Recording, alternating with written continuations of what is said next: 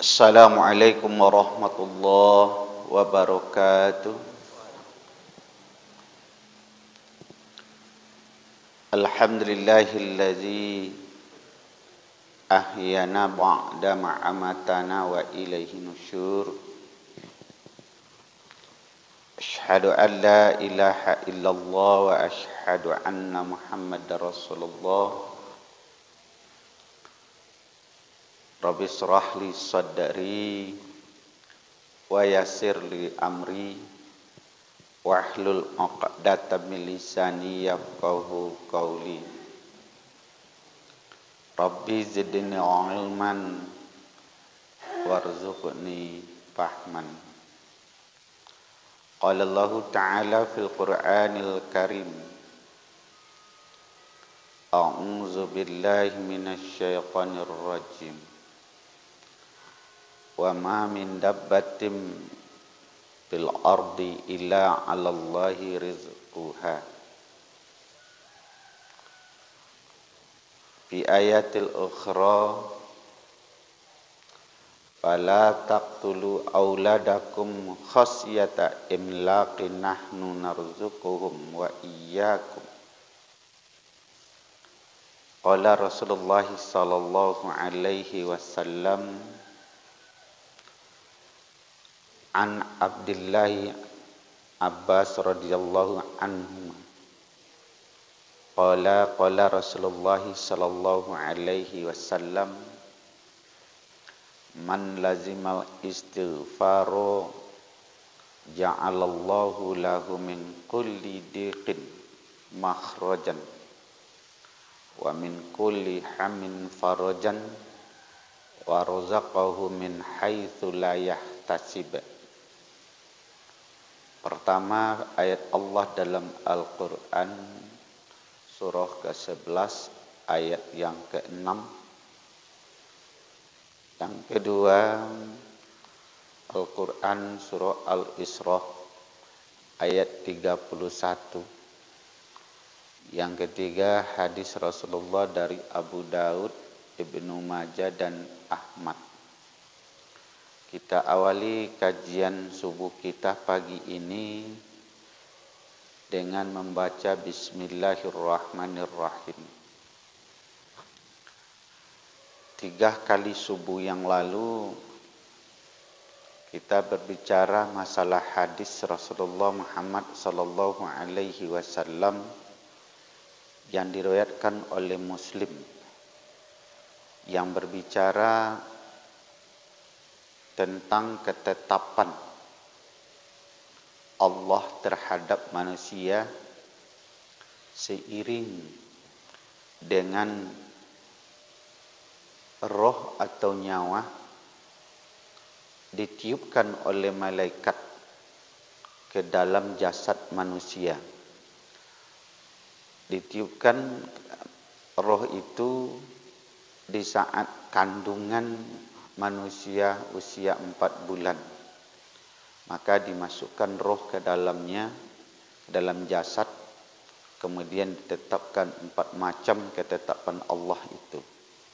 Tsumma yursilullahu ta'alal malaka fayampuhu fihi ruha. Maka diutuslah malaikat oleh Allah untuk meniupkan roh. Seiring dengan itu wa yu'maru bi arba'in kalimatin. Ditetapkan 4 macam kalimat kepada setiap manusia itu. Yang pertama sudah kita sampaikan secara panjang lebar. Yang ditetapkan oleh Allah itu pertama ajalnya. Wa ajaluhu kata Rasulullah. Wa ajalihi kata Rasulullah. Ditetapkan ajalnya. Sudah kita kali pertemuan kita sampaikan tentang ajal atau tentang kematian itu. Maka hari ini kita masuk yang kedua. Yang ditetapkan oleh Allah sama dengan nyawa atau roh masuk ke dalam jasad itu. Bikas birizqihi kata Allah Rasul. Ditetapkanlah rezekinya. Berapa rezeki yang akan diterimanya selama dia hidup di dunia. Itu sama dengan nyawa dimasukkan ke dalam jasad. Oleh karena itu Bapak Ibu, kita dalam hidup ini tidak perlu untuk kecewa tentang rezeki itu. Dan tidak perlu kita untuk hasad melihat orang lain melimpah rezekinya. Ndak lo perlu wak sakit hati mencari orang kayu kedah, suuk kidah, muka belakang hati bawah. Kenapa?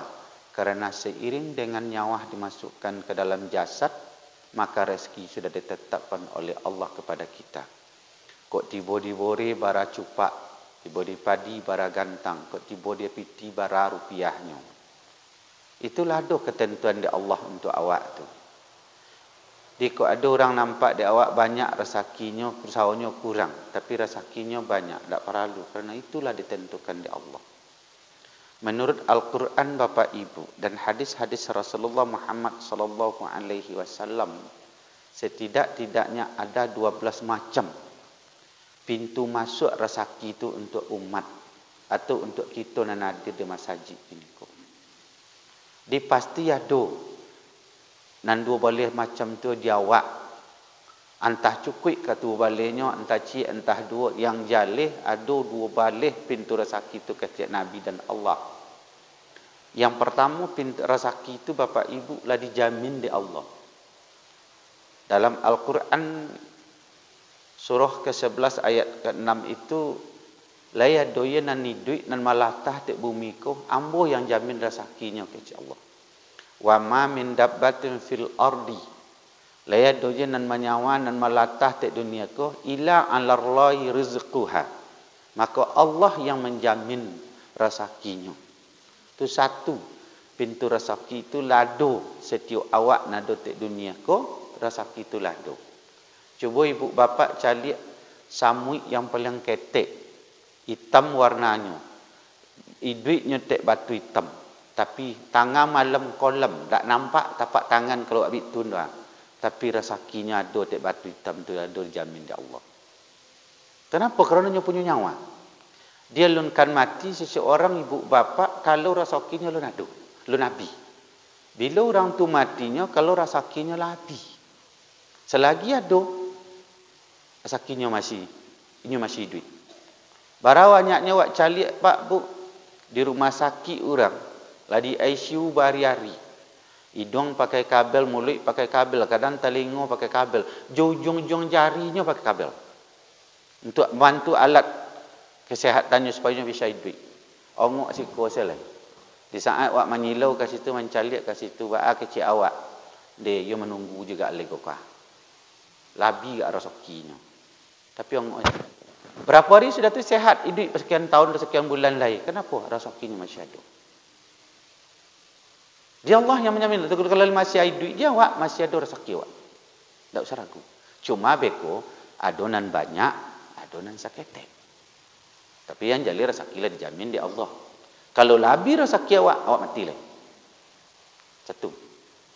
Yang kedua kata Allah dalam Quran itu, rezeki awak tu kerana usaha awak. Cari.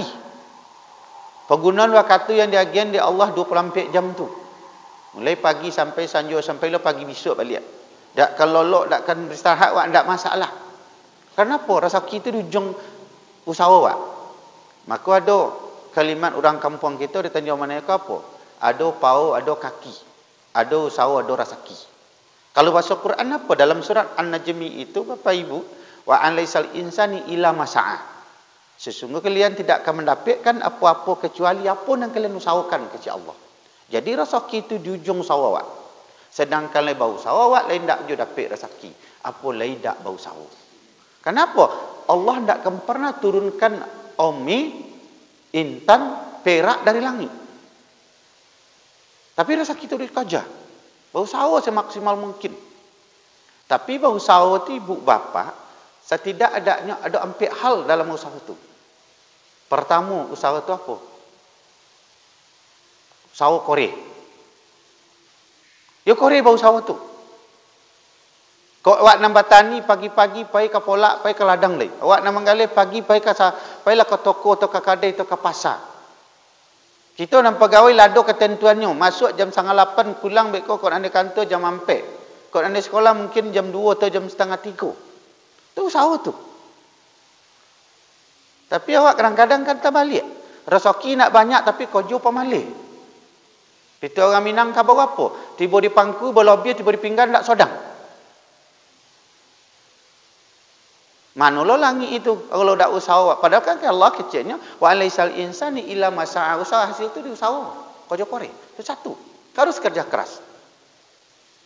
Yang kedua, bekerja itu harus secara cerdas. Artinya punya pengetahuan. Supaya apa? Sampai usaha muda awak berusaha tu. Yang ketiga, kerja itu harus tuntas, tak boleh tinggal. Selagi dapat apa yang bisa diselesaikan hari kini, jangan ditunggu hari besok. Apa yang bisa awak kerajaan kini, jangan nanti hari berikutnya. Tuntas kerja tu. Jangan bagalemak pihak aja. Campur gelemak je gelemak kantuk je liu. Nyak bakal kuat seketik tambah wila seketik. Tak ada yang salah saya Allah dia. Tak tuntas kerja. Nang kampe ibu bapa baru dapat di sisi Allah tu apa? Harus bekerja tu secara ikhlas. Di bekerja keras, bekerja tuntas, bekerja cerdas dan akhirnya apa? Ikhlas. Kenapa? Walaupun kita sebagai seorang bapa mencari piti, mencari rezeki untuk anak je bini, kalau ikhlas awak kerja pagi balik sanjo, dapat nilai ibadah di sisi Allah. Jangan menunggu saja. Kalau tidak, kadang-kadang kita bertani. Sudah 9 subuh duduk di kedai minta kopi sekorek. Lompek kali tambah ayu tu ada putih lah bening warna. Alui manggai di kedai dia. Awak minta kayu. Tak boleh menunggu saja dah. Harus tahu. 2. Yang ketiga kata Allah dalam rezeki itu apa? Kerana banyak bersyukur ke Allah. La in syakartum la azidannakum wa la in kafartum inna azabi lasyadid.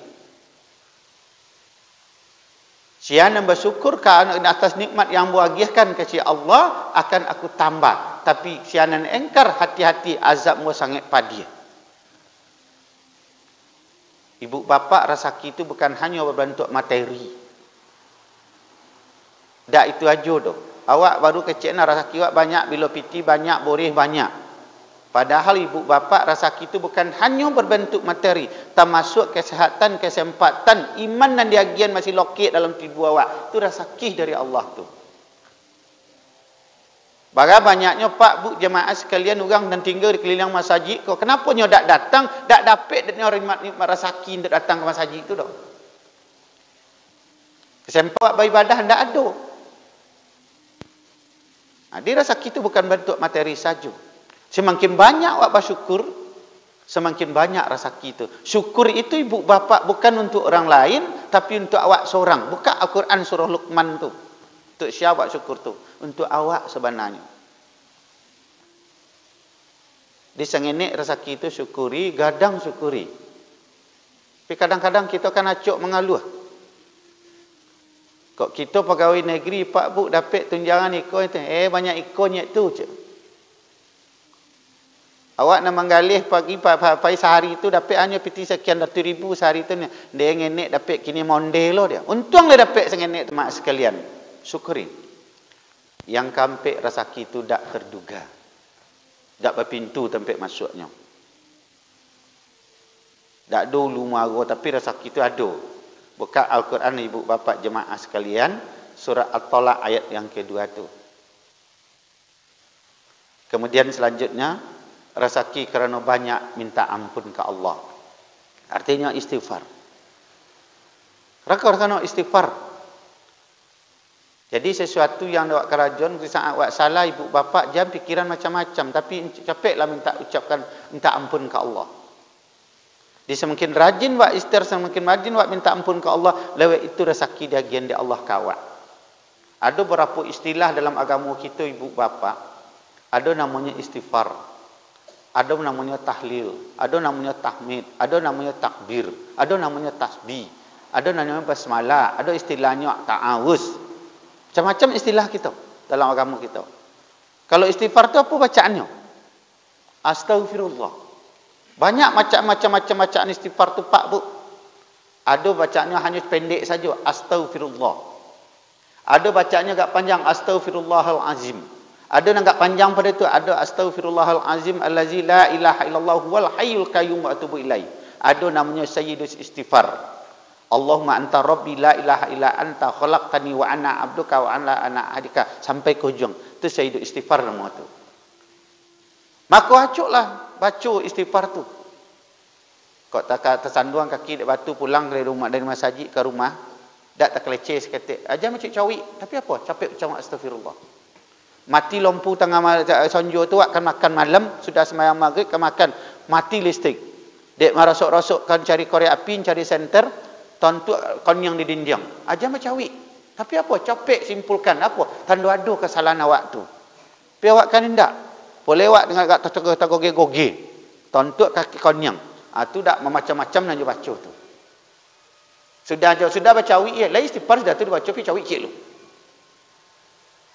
Jadi usahalah baca istighfar tu. Kata Rasulullah dalam hadis yang saya sampaikan tadi Abu Daud, Ibnu Majah dan Ahmad itu ada 3 hal ibu bapa yang dijanjikan oleh Nabi. Kata Nabi, man lazimal istighfaru, siapa yang membiasakan membaca istighfar, 3 yang dia di Allah. Yang pertama, ja'alallahu lahu min kulli dikin makhrajan. Yang kedua, wa min kulli hammin farajan. Yang ketiga, wa razaqahu min haitsu la yahtasib. Anan dia pertama di Allah, di Rasulullah, kalau awak rajin baca istighfar tu dimudahkan segala urusan awak. Itu satu. Yang kedua, dikeluar awak dari kesulitan-kesulitan. Yang ketiga, dia bagi awak rezeki dan tak disangka-sangka di Allah. Wa razaqahu min haitsu la yahtasib, kata Rasulullah. Kami bagi rezeki dan tak disangka-sangka. Dengan rajin baca istighfar tu apa? Murah segala urusan. Yang kedua, dikeluar dari kesulitan. Yang ketiga, dia bagi rezeki yang tak disangka-sangka di Allah. Mungkin di awak tak mungkin dapat di awak dah. Tak mungkin awak menerima dah. Tapi kerana dengan banyak istighfar minta ampun ke Allah, Allah bagi rezeki ke awak. Yang keenam, rezeki kerana menikah. Jadi apa ibu, kok apa-apa nan ragu babini. Ibu-ibu nan ragu balaki. Tak orang lain dah bu, ambo termasuk nang kadar luasa aku babini. Bahak itu. Lau mu 30 baru babini. Kecik orang kampung ambo di Papua tan, anglah kadar luasa mang nak lakuang sekolah gitu. Kalau makanan kadaluarsa dia makan mabuk dia. Dia orang kampung ambo mabuk anjali ambo, dak ambo lah gaek lu bini lain. Dak laku di pedalaman, dak laku sikodak lah terpaksa mau melangkah keluar. Ada nan comi pak bu. Tamat sekolah, tamat kuliah S1, S2, bare lu bini korojo lu nadu. Nabi Muhammad dia dulu dak ada pegawai negeri ke dah. Nabi Adam tak ada pegawai negeri ke dah. Sahabat-sahabat Nabi tu tak ada pegawai negeri dah. Maka malah ada yang tak pandai tulis baca. Tapi apa? Usaha.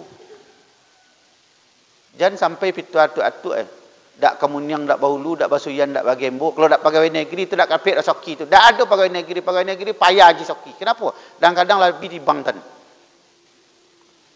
Kalau Pak Zal dapat gaji 5 juta dia mungkin sejam dapat dia. Kalau kami sebulan aku dapat 5 juta. Dan kadang tinggal lah sitan. Tak berapa bawa pulang. Jadi rasa kita semakin yakinlah. Boleh kita laki-laki. Kalau ibu-ibu boleh menunggu mungkin di rumah. Boleh kami usaha tak silakan. Akhirnya awak seorangnya. Bini awak ada rezeki awak. Laba 2 tu rezeki awak, rezeki bini awak. Beranak awak cik. Laba 3 tu. Dia rezeki kita dijamin di Allah. Dengan pernikahan itu tak usah ragu. Kenapa? Allah lah janjikan. Bukan Al-Quran surah An-Nur tu apa-apa ibu-ibu. Dia kalau kita cari Al-Quran, cari hadis tu, tak ada wak neragu di dunia kodoh. Dalam surah An-Nur tu rezeki kerana menikah tu ibu bapa jemaah sekalian, ayat 32. Situ jale-jale dia lah. Nikahkanlah anak bujang atau apa muda dan termasuk hamba sahaya. Jangan takut kalian miskin, ampun menjadi rezeki kecil Allah.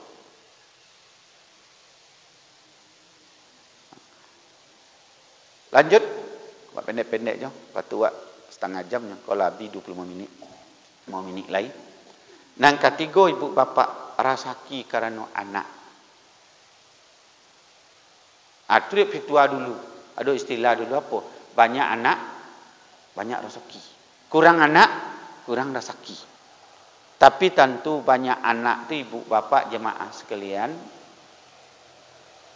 Tentu berusaha kita mendidik. Saya lihat tak Pak Bu, almarhum ulama godang awak di Lintau kau, sama-sama selesai isu tu. Tak ada nang ini anak. Kenapa? Nya yakin ya Allah tu. Tapi kita kadang-kadang tak. Barang anaknya cik tu, apa tu? Tak dapat, tak terdidik mereka, tak terbiayai, tak awak terbelanjon dia awak. Jangan untuk anak awak, untuk awak tu nolaknya pun. Tapi tentu harus ada pendidikannya berusaha awak. Almarhum Pak Tazar Quran tu tak salah buat anaknya seboleh Pak Bu. Tak seboleh entah tu boleh. Malah ada doktor anaknya. Dua boleh anaknya. Pernahnya 2 tahun Pak Bu, waktu dekan Bukit Tinggi. Membalikan gaji tunjangan jadi dekannya. Karena waktu itu ada campuran politik. Karena ada umur jadi jurukam satu partai, maka dicari-cari kesalahannya. 3 tahun yang mencicil tunjangan dekannya tu. Tak dia gaji tu. Anak sebalik ugang. Tapi rezeki. Didik anak pejabat anak. Ke anak seorang berdua tu apa? Dia Pak tak bisa tambah anak dia dah. Pak hanya wakkan godang masuk dia. Itu dulu pun dah terlalu lama. Dia selagi bisa usahawan. Tentu bapak ibu mencari orang banyak anak dia, kadang awak nak kurang anak, sakit palu dia. Lepas tu, lepas anak saja empek cupak atau sekantang bori, sekelilingannya lah habis tu. Jadi, banyak anak, banyak rezeki, disakit itu dianjing di Allah, tapi tentu sama kalau saat kini, buat colik kondisi, kan itu. Kecik ustaz banyak anak, banyak rezeki. Kau juga kesuruhan saji, usaha dak umum menolakkan PA dia. Kenapa balik ke ayat yang tadi dia wa alaisal insani ila masaah kata Allah, rezeki itu di ujung sahu.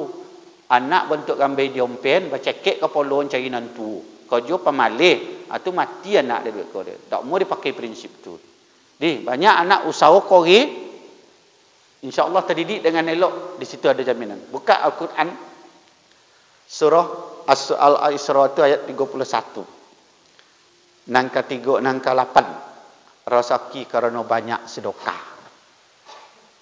Banyak bimpak, banyak wakaf. Sedekah itu kan bahasa Arab. Sedekah itu kan dua istilah tu. Ada yang sedekah wajib, ada yang sedekah sunat. Yang sedekah wajibnya itu apa? Zakat. Yang sedekah sunatnya apa? Impak, sedekah. Tak usah dipikir banyak seketiknya.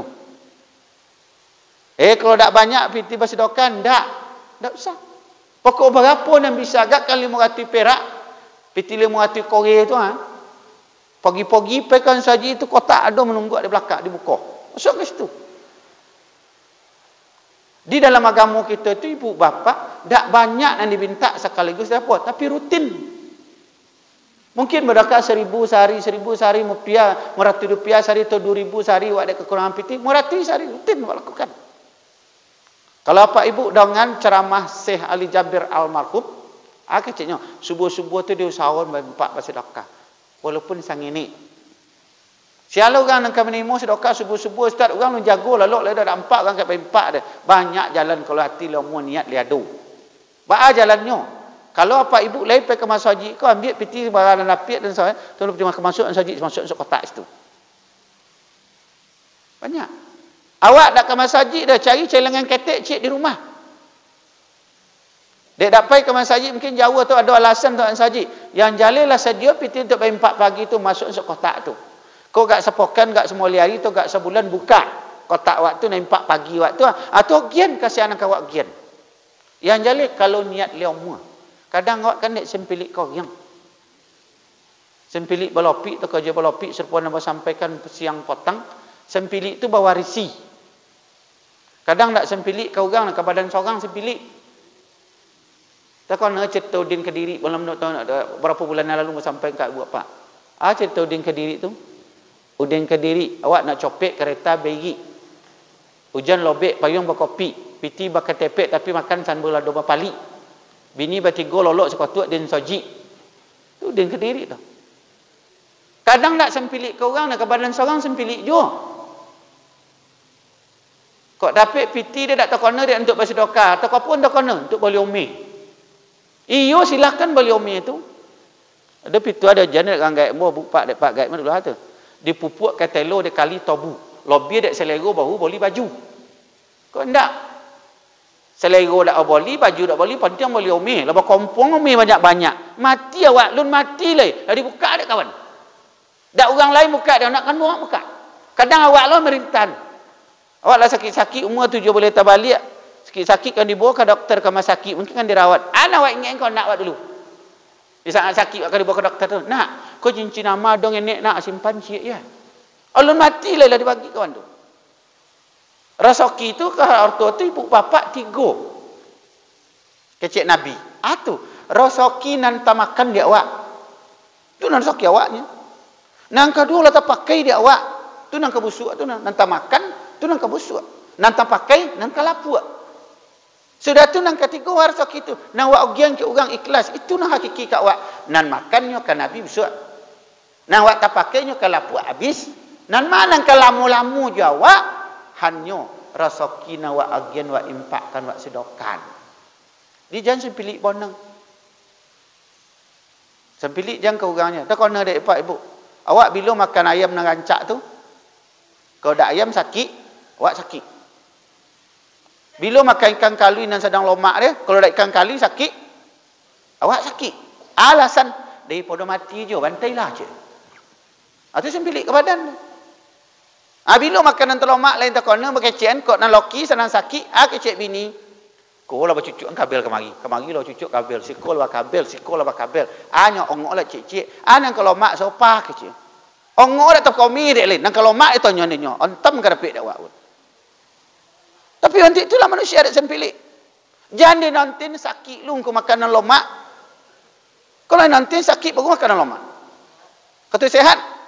Untuk meliomi aja. Tentu royal tak lo boleh bona dah ibu pak. Tentu wak baik mai. Tapi yang penting yang jalih rasaki waktu jangan buat sempilik. Banyaklah baik pak bersedekah apa nan bisa. Kenapa? Kodok dia sampai ni Ustaz Rawadi, orang nan sempilik tu apa? Jauh dari manusia, jauh dari Allah, dokek kena rokok. Kan tu hadis sahih tu. Kalau orang nan rajin baik empat bersedekah dan baju watangan pengurah tu apa? Dokek ke manusia, dokek ke Allah, dokek ke surga. Kini nama kau dah kan. Lanjut. Janganlah kaji kau. Bagilah kau tu asal lampu lo. Langkah 9. Rasaki kerana rajin menjalin silaturahim. Ukhwah Islamiyah. Kalau silaturahim cik tu, awak nasa kandungan. Mungkin cik ayah, cik ibu. Itu silaturahim tu. Ada namanya ukhwah Islamiyah, artinya nasa agama. Apa kok silaturahim maupun ukhwah Islamiyah? Para luak perkuat apa kokoh. Balik kan datang dulu rasaki ustaz dek rajin menjalin ukhwah Islamiyah atau silaturahim tu. Nabi menjanji bentuk itu. Kata Nabi dalam hadis Muslim tu, man ahabba ayyub satolahu fi rizqi wa ayyusa'alahu fi athari falyasil rahimahu. Siapa kalian ingin umur kalian panjang kata Rasulullah. Kemudian rasaki kan murah. Falyasil rahimahu, hubungkan silaturahim. Di ko ada kawan yang tak menyapu awak sampai masjid, dak ngecek jawab elok-elok ketnya. Sapu elok. Layan buat sapunya ustaz, tapi nyo dak mengong kamu tulisan nyo dak berfikiran dah. Anjali awak lah berusaha niat elok ketnya. Berarti kalau hubungan silaturahim itu diperkokoh, rasaki murah panjang. Kalau silaturahim itu dipajarak, kebalikan yang terjadi. Kenapa? Umur pendek, rasaki payah. Cubalah rasa-rasa dek itu. Ada wak kurang elok berhubungan orang. Nampaknya awak kan lalu ke rumah. Kok baru turun awak di rumah awak pikiran nak apa nak keluar dulu. Nak kena dulu. Dia kok togak sana dia tak belok inyo dia. Lah stres tu. Lah boleh tak fikir tu. Nampak beko tu kamu lah. Lah keluar di rumah lah berjalan awak. Dia dak ke rumah. Ada sobok beko awak kan sedang berwuduk awak nyo ke berwuduk lah. Sampai uduk ceknya. Kira-kira terjadi. Dan seorang malah tak cenderak tahun seorang melengah. Kadang mau budik-budik bentuk ilmu apa tu? Bentuk ilmu demam. Jadi kemampuan pendek umur. Diperbanyak usaha. Itu sebabnya istilah di Muhammadiyah, ibu bapa, ada slogan di Muhammadiyah tu, musuh satu orang tu cukup banyak, teman 1000 orang itu selampau sedikit.